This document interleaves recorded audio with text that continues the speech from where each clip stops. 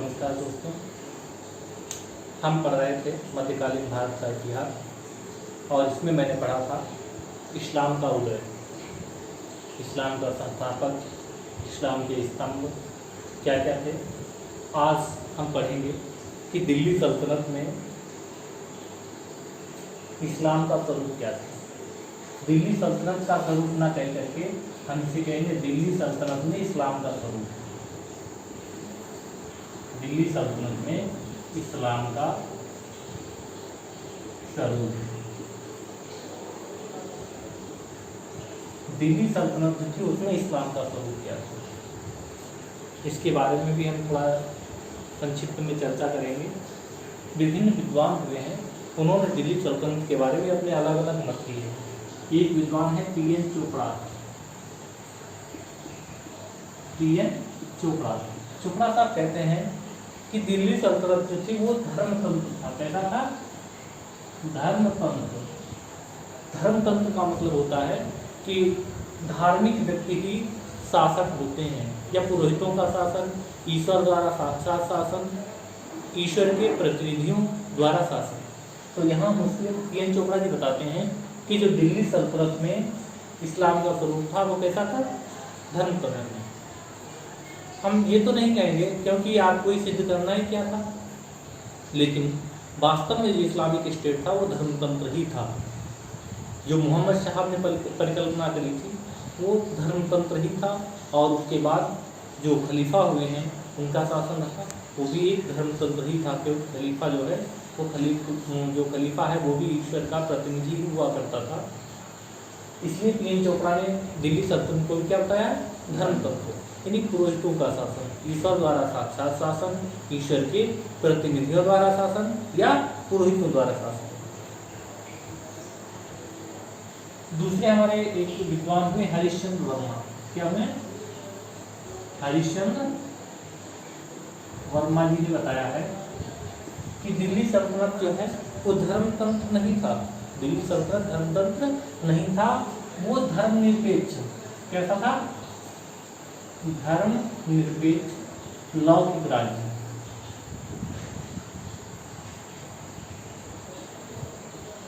ये कोटेशन करके एग्जाम में पूछ लिए जाते हैं। हरिश्चंद्र वर्मा ने बताया है कि दिल्ली सल्तनत पूर्णतः धार्मिक शासन नहीं था, पूर्णतः धर्मतंत्र नहीं था। कैसा था? धर्मनिरपेक्ष लौकिक राज्य था। सतीश चंद्र जी बताते हैं, सतीश चंद्र जी बताते हैं कि दिल्ली सल्तनत जो है वो क्या है? एक कुलीन राज्य था। कैसा था? कुलीनों का राज्य। सैन्यवादी, अभिजात्यवादी,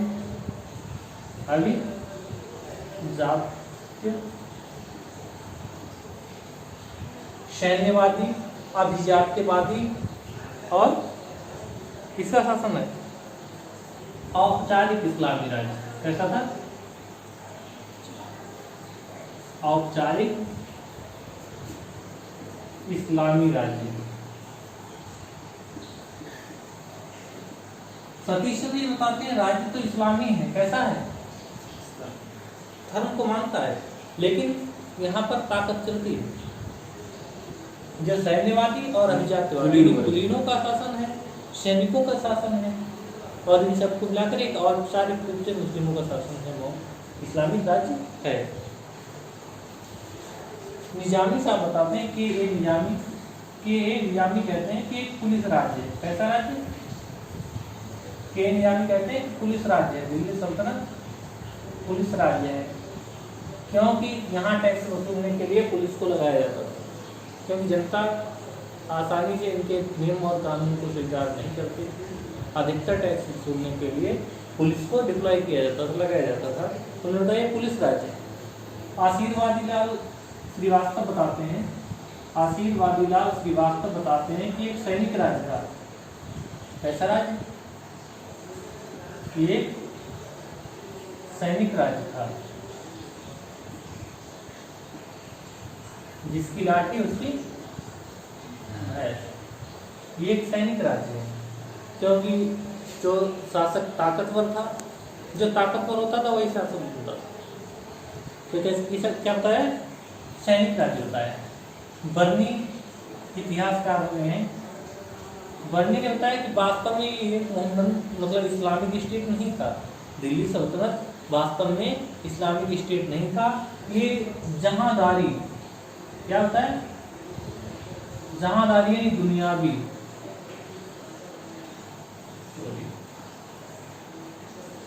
दुनियावी या जहांदारी सोच पर आधारित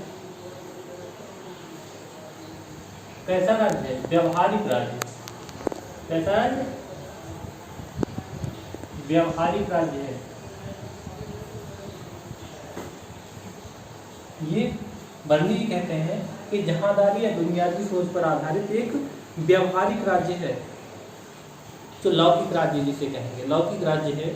ये कोई इस्लामिक स्टेट नहीं है, पूर्णतः इस्लामिक स्टेट नहीं है। और एक शासक है जलालुद्दीन खिलजी। जलालुद्दीन खिलजी कहते हैं कि दिल्ली सल्तनत वास्तव में कभी भी पूर्ण रूप से इस्लामिक स्टेट नहीं हो सकता, इस्लामिक राज्य नहीं हो सकता, क्योंकि यहाँ विभिन्न प्रकार के धर्मों के मानने वाले लोग रहते हैं और वो अपने धर्म को मानते हैं। ये कभी भी वास्तव में क्या नहीं हो सकता? इस्लामिक राज्य नहीं हो सकता।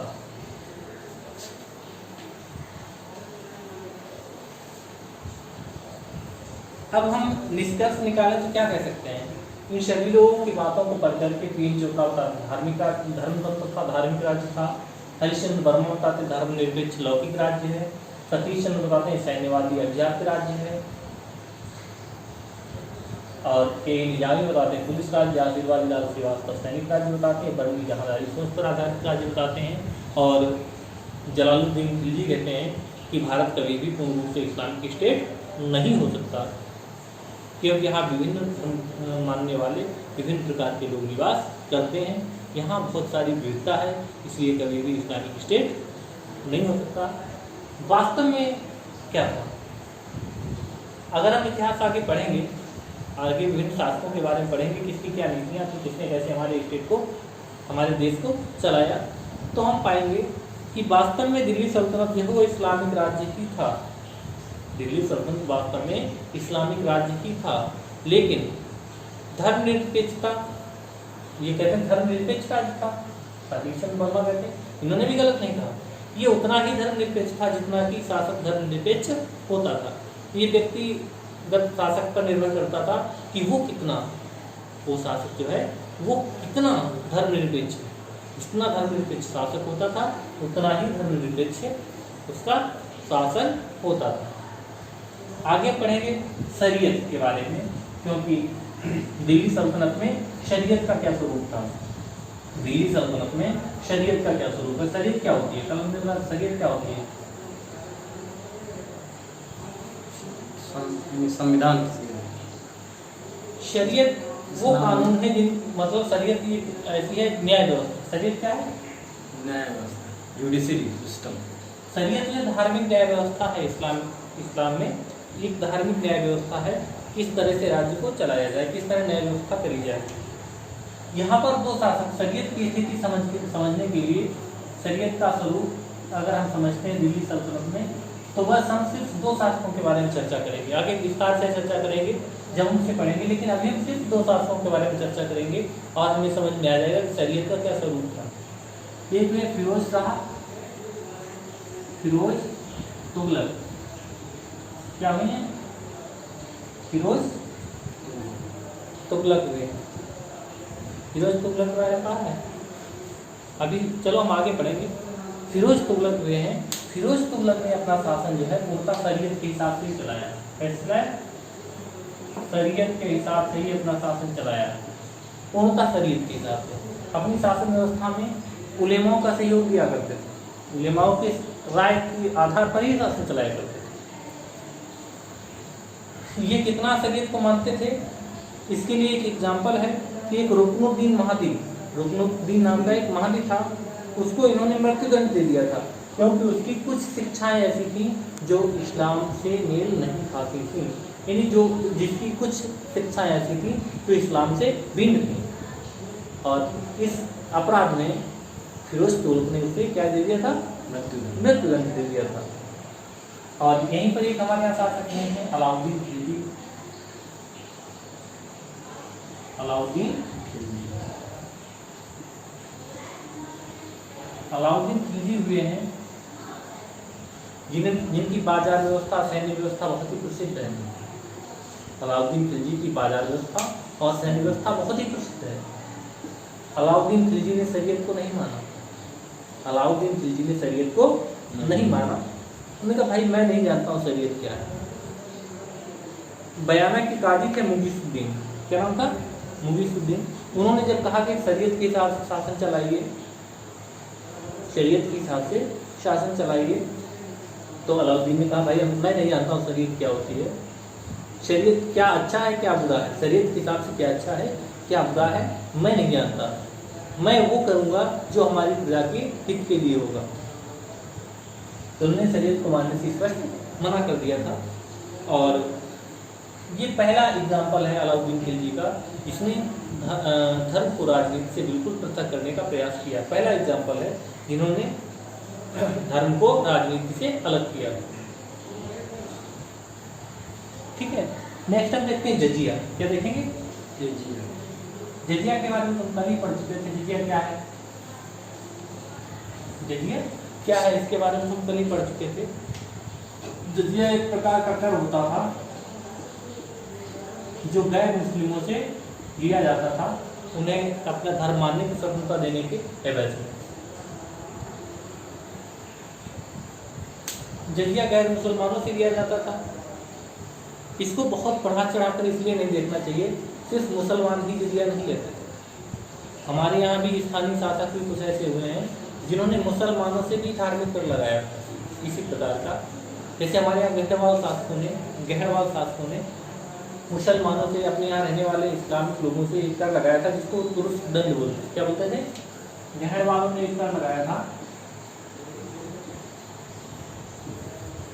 किसको? मुस्लिमों पर। किसको लगाया था? मुस्लिमों पर एक कर लगाया था और उस टैक्स का नाम था तुरुष्क दंड। क्या नाम था? तुरुष्क दंड नाम का कर लगाया था मुस्लिमों पर।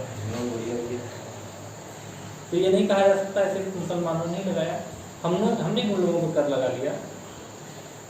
अब जजिया भारत में सर्वप्रथम कब लगाया गया?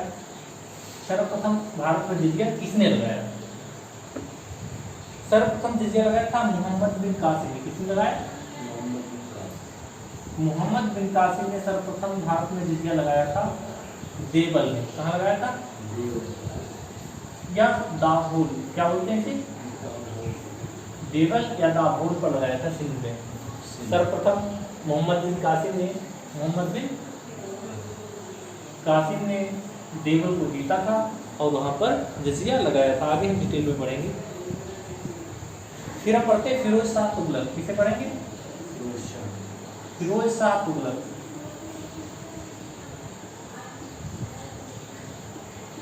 फिरोज शाह तुगलक एक ऐसा शासक था, इसने जजिया लगा दिया। वो तो लगता ही रहा, जहाँ मुस्लिमों का शासन होता था वहाँ जजिया लगाया जाता था। लेकिन फिरोज शाह तुगलक एक ऐसा शासक हुआ जिसने इस जजिया को नहीं माना, लिया और बहुत विस्तार से लिया। जजिया को खराज से अलग कर दिया। किससे अलग कर दिया? खराज क्या होता था? खराज जो है भूमि कर होता था, भू राजस्व। क्या होता था? भूमि कर भू राजस्व से अलग कर दिया जजिया को। किसने? फिरोज शाह तुगलक ने। और ब्राह्मणों पर भी जजिया लगाया है।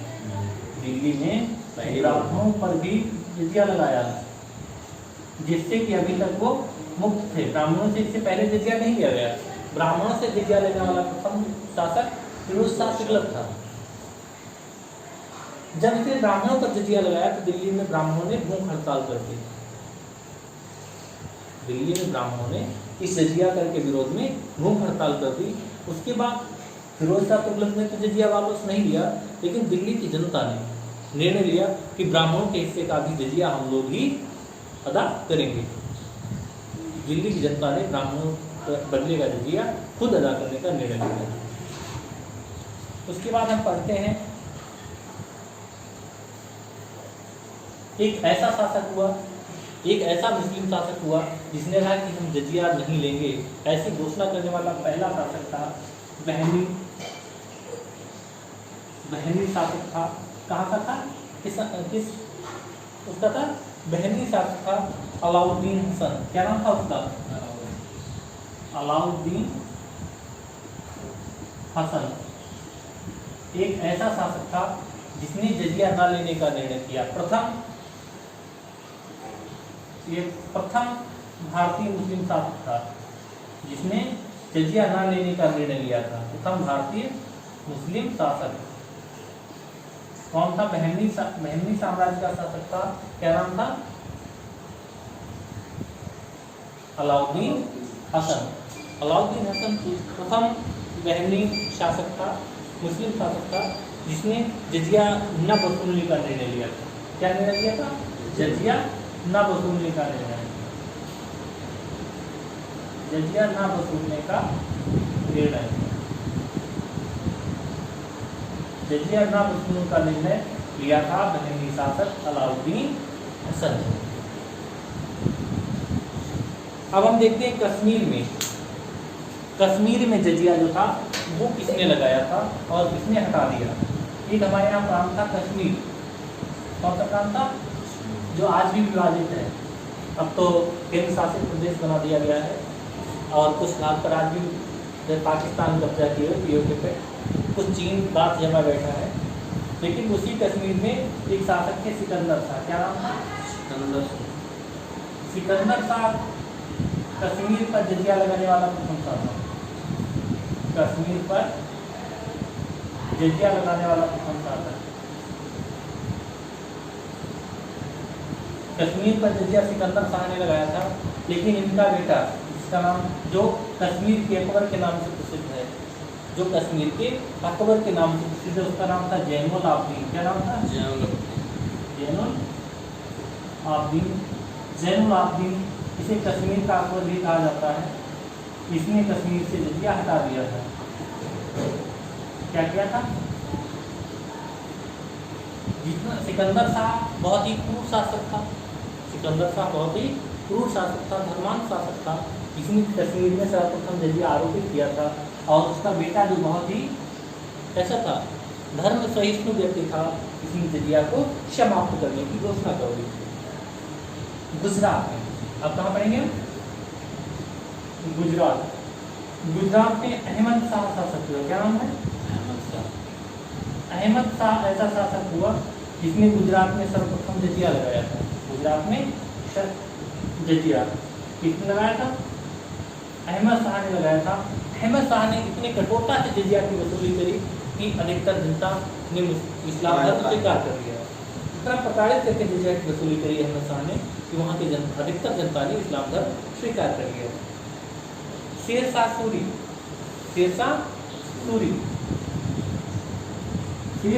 ने जजिया को नगर कर की संज्ञा दी। किस कर की संज्ञा दी थी? नगर कर। जजिया क्या कहा? नगर। उसने जजिया ना कहकर उसे जजिया को ही नगर कर, जजिया को नगर कर कह दिया। ठीक है, शेर शाह सूरी ने जजिया को नगर कर की संज्ञा दी थी। शेर शाह सूरी ने जजिया को नगर कर की संज्ञा दी थी। आगे हम देखते हैं अकबर। अब हम अपनी महत्वपूर्ण कड़ी पर पहुंचते हैं। इसके बारे में विशेष जानकारी प्राप्त करनी पड़ेगी। अकबर ने भी जजिया लगाया था। जजिया तो हालांकि पहले से ही लगा था। जजिया तो नहीं लगाया, जजिया तो पहले से ही लगा था, किसी ने हटाया नहीं। लेकिन अकबर ने, किसने? अकबर का नाम तो सुना ही होगा, जलालुद्दीन मोहम्मद अकबर। अकबर ने 1564 में, कब? 1564 में जजिया हटा दिया, जजिया समाप्त कर दिया। लेकिन कुछ लोगों के कहने पर 1575 ईस्वी में पुनः जजिया लगा दिया, पुनः जजिया लगा दिया। और उसके बाद फिर जोधा बेगम के प्रभाव में आकर 1579-80 में उसको फिर समाप्त कर दिया, जजिया को समाप्त कर दिया। उसके बाद अकबर के बाद जहांगीर और शाहजहां ने जजिया नहीं लगाया। फिर जजिया का जो है औरंगजेब ने लगाया हुआ। किसने लगाया? औरंगजेब ने इसके लगभग 100 साल बाद, कितने साल बाद? 100 साल बाद 1679 में जजिया लगाया।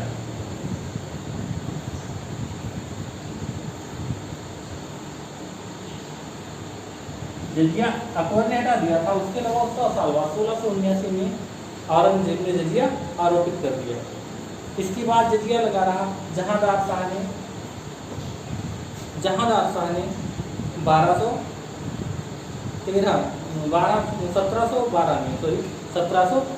में जजिया समाप्त कर दिया। किसने? जहांदार शाह ने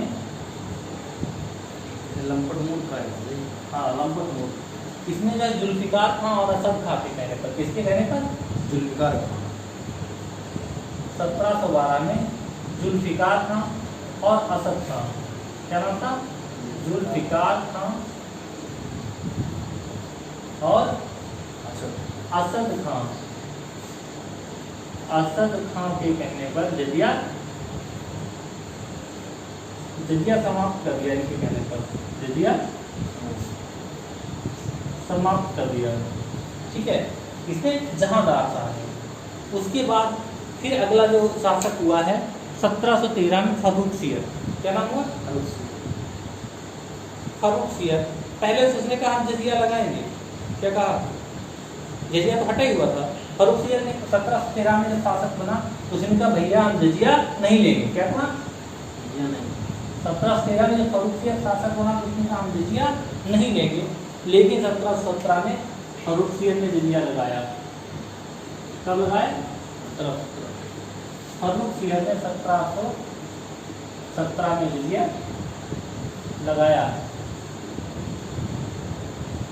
लगाने की घोषणा करी, जजिया लगाया फर्रुखसियर ने। उसके बाद मोहम्मद शाह रंगीला हुआ। कौन हुआ? मोहम्मद शाह, जिसे मोहम्मद शाह रंगीला भी कहा जाता है। इसने जयसिंह, महाराज जयसिंह के कहने पर, किसके कहने पर? महाराज जयसिंह के कहने पर 1720 में जजिया को हटा दिया। जो किसने लगाया था? फर्रुखसियर द्वारा 1717 में लगाई गई जजिया को हटा दिया। और उसके बाद दिल्ली मुगल उसमें अंपायर में कोई ऐसा सक्षम शासक नहीं हो पाया जो पुनः जजिया लगाता या लगाने की हिम्मत करता। इसके बाद जजिया पूर्णतः समाप्त हो गया। अब हम देखेंगे इस्लामिक स्टेट के अंग। क्या देखेंगे? इस्लामिक स्टेट के अंग।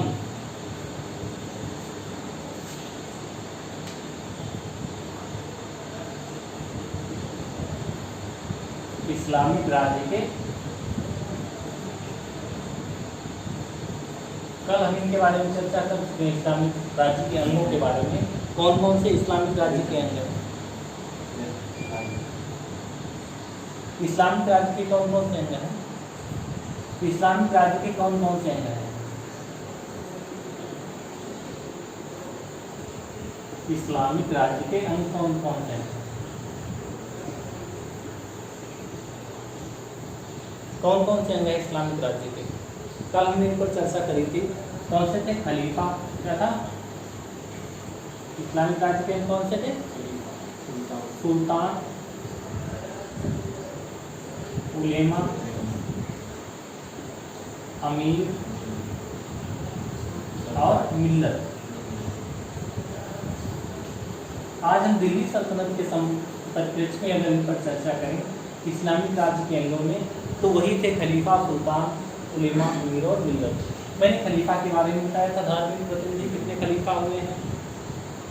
उमैयद खलीफा 18 हुए हैं, अब्बासी खलीफा 34।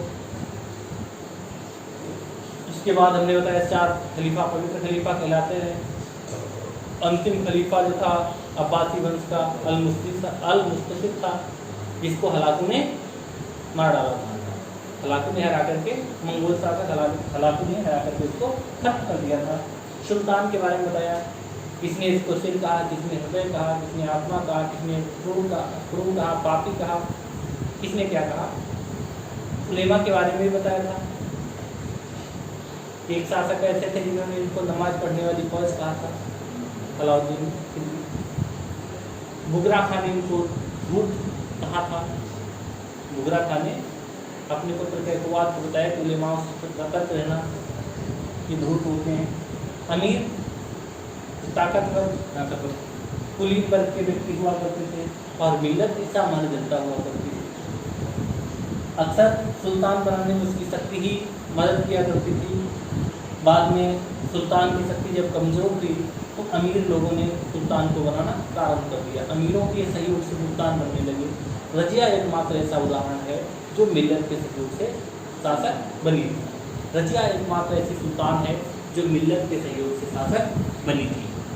मिल्लत के सहयोग से शासक बनने वाली रजिया ही थी और इसको हम अपवाद मात्र ही कहेंगे, क्योंकि एक प्रकार का अपवाद ही था। इसके अलावा मुझे नहीं लगता कि कोई शासक मिल्लत से इसमें हुआ हो मुगल पीरियड में। अब हम पढ़ेंगे दिल्ली सल्तनत में खलीफा की स्थिति। क्या पढ़ेंगे? दिल्ली सल्तनत में खलीफा की स्थिति। कल हमने इस पर बताया था कि दिल्ली सल्तनत में खलीफा की क्या स्थिति थी।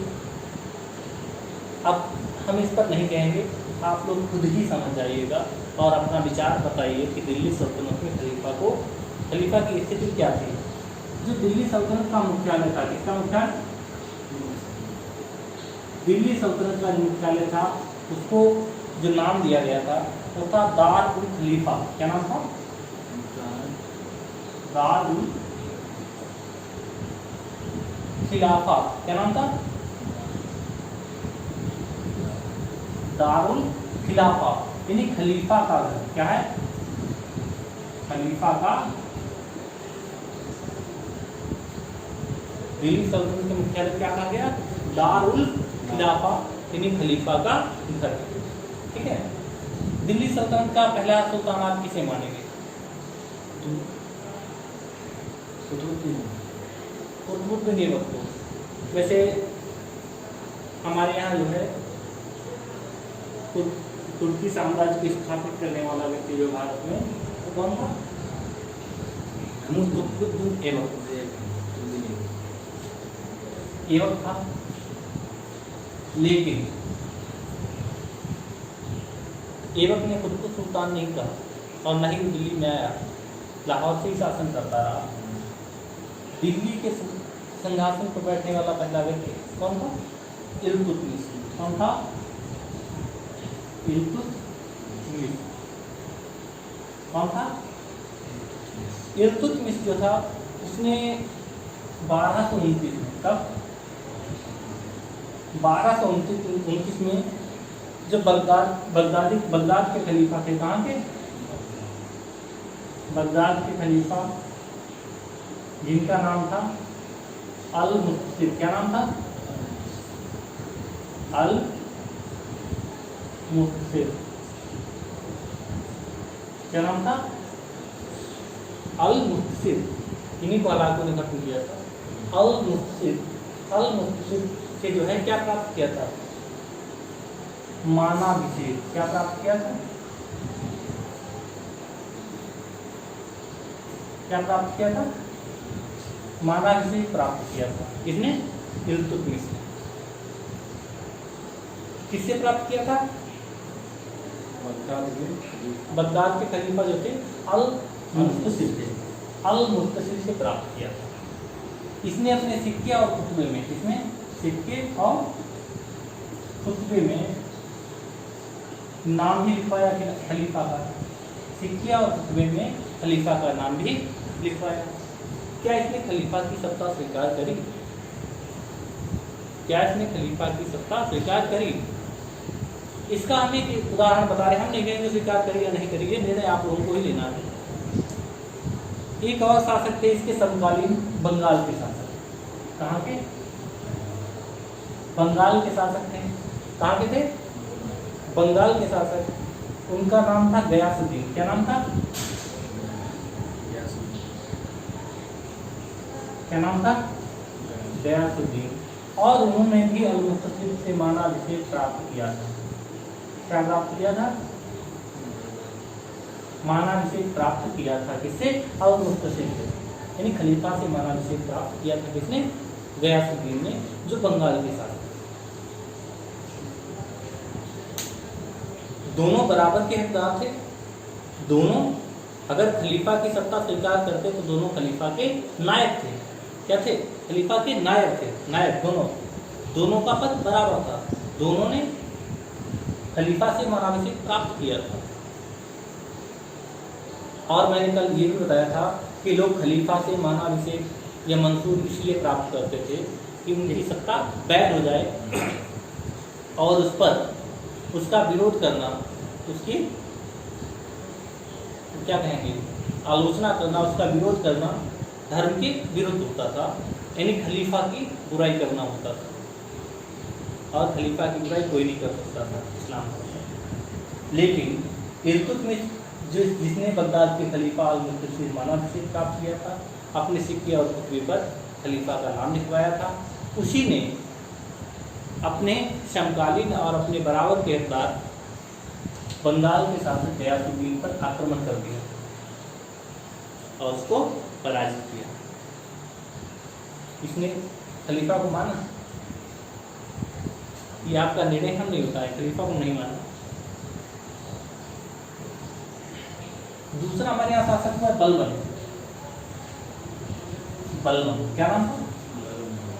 बलबन ऐसा शासक था जिसने कुलीन तंत्र को इतना बढ़ा दिया कि छोटे लोगों से बात भी नहीं करता था। अपने को अफरासियाब का वंशज बताता था।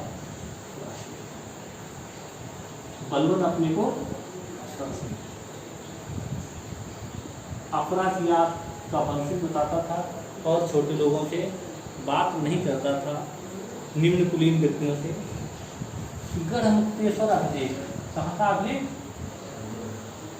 गढ़मुक्तेश्वर अभिलेख। गढ़मुक्तेश्वर अभिलेख में पता चलता है कि बलबन ने खलीफा के सहायक की उपाधि धारण करी थी। कौन सी उपाधि? खलीफा के सहायक की उपाधि धारण करी थी। उपाधि खलीफा के सहायक किसने धारण करी? बलबन ने। लेकिन अभी मैं बता चुका हूँ, अंतिम खलीफा जो थे अल-मुक्तसिर, क्या नाम था? जिनको हलाकू ने खत्म कर दिया था। और उन्हीं हलाकू के प्रतिनिधि, हलाकू के प्रतिनिधि का इसने भव्य स्वागत किया। हलाकू के प्रतिनिधि का भव्य स्वागत किया। हलाकू के प्रतिनिधि का भव्य स्वागत किया। इसने बलबन ने, जिसे खलीफा का सहायक होता है गढ़मुक्तेश्वर अभिलेख में। और उसी बलबन ने हलाकू, जिसने कि खलीफा को मार डाला था, खलीफा की हत्या कर दी थी, उसको क्या बताया? उसी बलबन ने खलीफा के हत्यारे के प्रतिनिधि का स्वागत किया अपने यहाँ। ठीक है। अलाउद्दीन खिलजी, अब हम पढ़ेंगे अलाउद्दीन खिलजी के समय खलीफा की क्या स्थिति थी। मैं बता चुका हूँ कि अलाउद्दीन खिलजी ने शरीयत के नियमों को नहीं माना। उसने कहा कि जो जनता की भलाई के लिए है मैं वही करूँगा। उसी अलाउद्दीन खिलजी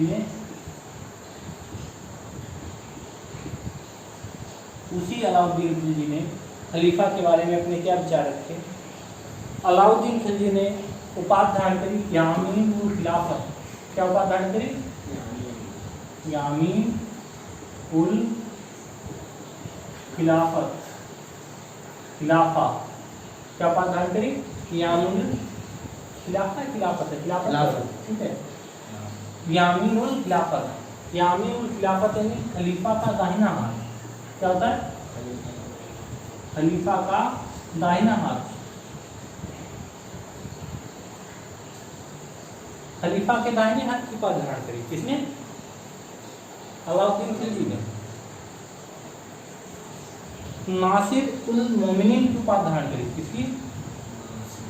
नासिर उल मोमिनीन मोमिन, इन्हीं खलीफा का सहायक, क्या खलीफा का सहायक, इसमें धारण करी अलाउद्दीन खिलजी ने। लेकिन इसी अलाउद्दीन खिलजी ने उसी खलीफा के हत्यारे हलाकू के वंशज इल्क खां का भव्य स्वागत किया, उससे कूटनीतिक संबंध बनाए। मंगोल शासक इल्क खां से कूटनीतिक संबंध स्थापित करे, इसने अलाउद्दीन खिलजी ने। फिर आए मोहम्मद बिन तुगलक के बारे में पता करेंगे। इसके बारे में मोहम्मद बिन तुगलक को पागल बादशाह कहा जाता है, लेकिन वास्तव में वो सबसे पढ़ा लिखा बादशाह था। दिल्ली सल्तनत का सबसे पढ़ा लिखा बादशाह, लेकिन जनता उसे पागल बादशाह कहती थी, क्योंकि उसकी चलाई गई एक भी योजना सफल नहीं। उसकी योजना का उद्देश्य बहुत अच्छा था, लेकिन भाग्य ने उसका साथ नहीं दिया और उसकी योजनाएं असफल हुई और उसे पागल बादशाह कहा जाता है। मोहम्मद बिन तुगलक ने प्रारंभ में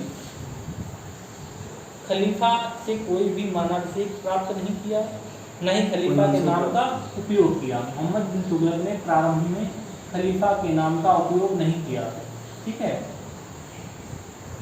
पहले उसने खलीफा के नाम का उपयोग नहीं किया। उसे लगा कि उसके शासनकाल में बहुत सारे जो है दंगे हुए, क्या हुए, बहुत सारे दंगे हुए। तो उसने सोचा कि अन्य शासकों ने खलीफा का नाम अपने नाम के आगे लगाया और खलीफा के नाम का सहारा लेकर के शासन चलाया। इसलिए हो सकता है उनके शासनकाल में दंगे ना हो, हमारे शासनकाल में दंगे हो रहे हैं।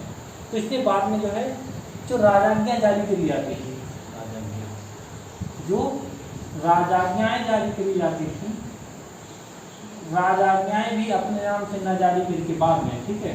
पहले तो इसने जो है खलीफा के नाम का उपयोग नहीं किया, लेकिन बाद में राजाज्ञाएं भी खलीफा के नाम से जारी करी, अपने नाम से जारी नहीं करी। किसके नाम से जारी करी? खलीफा के नाम से जारी करी। खुतबे और सिक्के पर, किसने? खुतबा और सिक्कों पर भी खलीफा का नाम लिखवाया। किसने? मोहम्मद बिन तुगलक ने।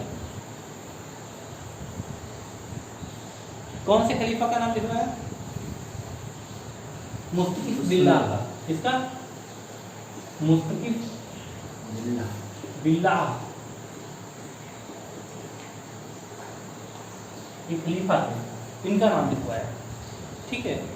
उसने 1340 में 1340-41 में 15 ज़्यादा है, 1340-41 में मिस्र के खलीफा अल हकीम द्वितीय से मान्यता प्राप्त करे, मानाभिषेक प्राप्त किया।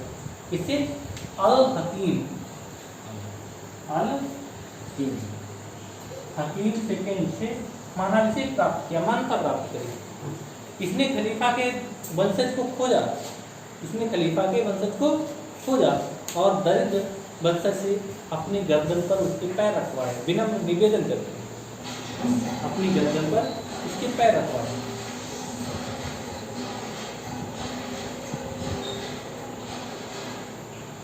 इसके बाद फिरोज तुगलक, इसके बाद शासक हुआ है फिरोज तुगलक, जो सैयद के हिसाब से ही अपना शासन चलाता था, उलेमाओं के सहयोग से ही शासन चलाया करता था। फिरोज तुगलक जो शरीयत और उलेमाओं के हिसाब से शासन चलाया करता था, एक कट्टर मुसलमान। फिरोज तुगलक ने 2 बार मान्यता प्राप्त की। कितनी बार? 2 बार मान्यता प्राप्त की। कहाँ? मिस्र के खलीफा से। मिस्र के खलीफा से 2 बार मान्यता प्राप्त करी। इसलिए फिरोज तुगलक ने सैयद उस सलातीन की उपाधि धारण करी, यानी खलीफा का नायक सैयद उस सलातीन की उपाधि धारण करी। खलीफा का नायक की उपाधि धारण करने वाला प्रथम सुल्तान था। उसके बाद मुबारक खिलजी के बारे में पढ़ेंगे। किसके बारे में? मुबारक खिलजी, मुबारक शाह खिलजी। मुबारक शाह खिलजी के समय खलीफा की क्या स्थिति थी? इसने खुद को ही खलीफा घोषित कर दिया। मुबारक शाह खिलजी ने खुद को ही खलीफा घोषित कर दिया। अमीरुल मोमिनीन, अमीरुल, इसने उपाधि धारण करी अमीर, अमीर उल मोमिनीन, यानी खुदा अल्लाह का प्रतिनिधि। खलीफुल्लाह, खलीफ यानी अल्लाह का प्रतिनिधि, खलीफुल्लाह मीन्स अल्लाह का प्रतिनिधि। और खलीफा-ए काबुल, खलीफा-ए यानी काबुल का खलीफा, खलीफा-ए काबुल की उपाधि इसने धारण करी, ये खुद ही खलीफा बन गया। ये खलीफा की स्थिति थी दिल्ली सल्तनत में। अब आप लोग समझ सकते हैं कि दिल्ली सल्तनत के सुल्तानों ने, हम अपना निष्कर्ष निकाले कहेंगे कि दिल्ली सल्तनत के सुल्तानों ने सिर्फ राजनीतिक लाभ के लिए खलीफा का खलीफा का पद नहीं था, खलीफा की अधीनता स्वीकार करी, खलीफा के नाम का उपयोग किया। न ही इन्होंने खलीफा को टैक्स दिया, न ही खलीफा को सैन्य सहायता दी, और न ही खलीफा की कही गई बातों का पालन किया। इन्होंने सिर्फ अपने राजनीतिक उद्देश्य से खलीफा के नाम का उपयोग किया। टैग लगाते हैं, ये टैग लगा लेते थे, उसी तरह इन्होंने टैग लगाकर खलीफा के नाम का उपयोग किया। अब हम पढ़ेंगे भारत में इस्लाम, भारत में